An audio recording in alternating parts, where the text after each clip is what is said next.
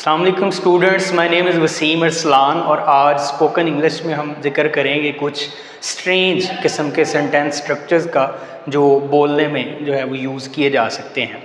जैसे सबसे फर्स्ट देखें, इस तरह के सेंटेंसेस बहुत होते हैं कि जैसे वो लाहौर जाते जाते रह गया। अब इस स्ट्रक्चर्स पे आप जितने मर्जी सेंटेंसेस बनाते जाएं कि बारिश होते होते रह गई, वो यहाँ आते आते रह गया, मैं फ़लाँ चीज़ खरीदते खरीदते रह गया।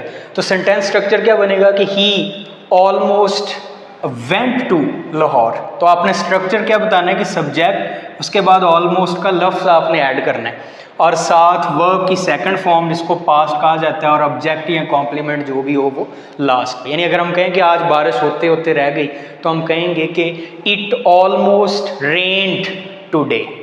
इसी तरह अगर आप जो है वो इंग्लिश पढ़ने के लिए और सब्जेक्ट की तैयारी के लिए मेरी वीडियोस नहीं देख रहे तो फिर आप सेंटेंस बना सकेंगे पेपर के बाद कि मैं पास होते होते रह गया।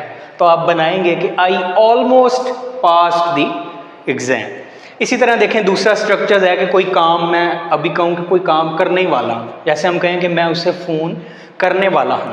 इसको दो तरह से बनाया जा सकता है। Number 1, I am to call him, यानी स्ट्रक्चर क्या बना, subject is am are was were भी लग सकता है इसी तरह पास्ट में, और इन्फिनेटिव लगाना है टू के साथ फर्स्ट फॉर्म, उसके बाद ऑब्जेक्ट या कॉम्प्लीमेंट। इसी का दूसरा तरीका क्या है कि आई एम अबाउट टू का यूज़ करके, वो भी सेम सेंटेंस स्ट्रक्चर है, सिर्फ उसमें अबाउट टू लगा के आपने वर्ब की फर्स्ट फॉर्म लगानी है। यानी कोई पर्सन जो है वो कहे कि आई एम टू गो, यानी मैं जाने ही वाला हूँ। आई एम टू लीव, मैं फ़लाँ जगह से निकलने वाला हूँ। इसी तरह देखें, थर्ड हमारे पास सेंटेंस है, वो इतना बीमार है कि चल ही नहीं सकता। वो इतना बीमार है कि चल ही नहीं सकता, वो इतना बेवकूफ़ है, नालायक है कि कुछ समझ ही नहीं सकता। और इसका सेंटेंस स्ट्रक्चर क्या बनेगा कि he is too sick to walk, यानी इसका स्ट्रक्चर क्या बना, सब्जेक्ट इज एम आर और TOO के साथ एडजेक्टिव लगेगा प्लस इन्फिनेटिव टू के साथ ही फर्स्ट फॉर्म। यानी अब आप बनाते जाएं, he is too ill to walk, he is too dumb to understand anything, कि वो इतना जो है वो बेवकूफ़ है कि कोई चीज़ समझ ही नहीं सकता। इसी तरह से tea is too hot to drink, यानी चाय इतनी गर्म है कि पी ही नहीं जा सकती।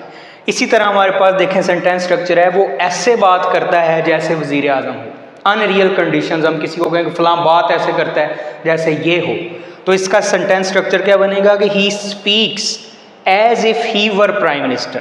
और इसमें ये दो वर्ड्स आएंगे, वर लगाना है आपने, टेंस को नहीं देखना, अनरियल कंडीशन के लिए वर लग रहा है, ये पास्ट के लिए नहीं लग रहा।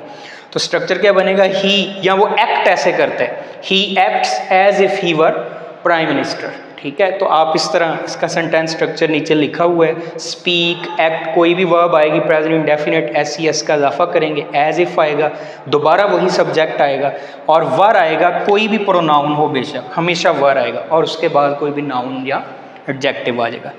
उसके बाद देखिए हमारे पास फिफ्थ स्ट्रक्चर है, किसी को अगर हम कहें अगरचे वो गरीब है मगर ईमानदार, यानी दो करैक्टरिस्टिक्स जो हैं वो एक पर्सन के बारे में जब हम बयान करते हैं तो हम लिखेंगे ऑल दो he is poor yet honest, यानी अगरचे वो गरीब है लेकिन ईमानदार है।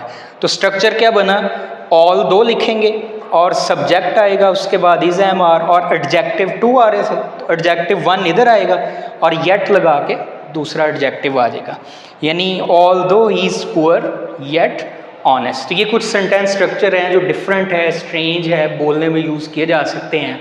आप कमेंट करके इस तरह के सेंटेंस स्ट्रक्चर के बारे में पूछ सकते हैं, सेंटेंस लिख सकते हैं जिसका हम आंसर करेंगे, और नेक्स्ट किस टॉपिक पे आप चाहते हैं वीडियो बनाई जाए वो आप ज़रूर बता सकते हैं। अगली वीडियो तक के लिए अल्लाह हाफ़िज़।